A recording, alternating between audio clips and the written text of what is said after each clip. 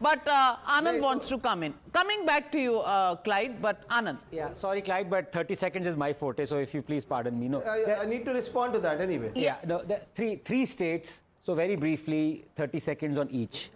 On UP, my condolences to the families who were bereaved of the terrible tragedy of the brutal rape and murder of the Dalit girl who said she's going to vote for BJP and was mercilessly, brutally killed. And all those Dalit activists who say that we are working for Dalit rights, they're completely silent today. It's a complete shame, crying shame, Navika. Number two, on Jharkhand, it's very clear when in US, when they were trying to explain Trump's victory, they said, look, the hidden voters have come out. Essentially, there were no hidden voters. There was the media that was hiding the voters that were out in the open.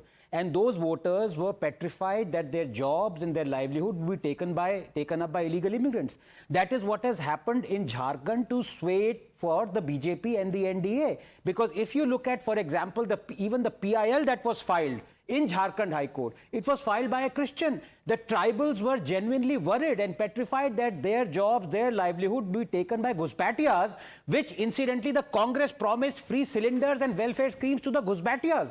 So, who is to blame there? And finally on Maharashtra, my good friend Clyde was talking about that there is absolutely no respect for law and order. But during the Mahavikas Aghadi, there was, leave alone respect for law, there was no law and order.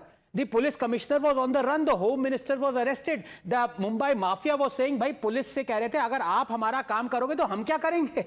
That was the situation. But if you, to be honest, if you look at the situation even in the poorest 5 or 7 districts of Maharashtra, Navika, just 30 seconds, this is very important. You look at Hingoli, you look at Amravati, you look at Vashim. The BJP, according to the exit polls here, is doing surprisingly well.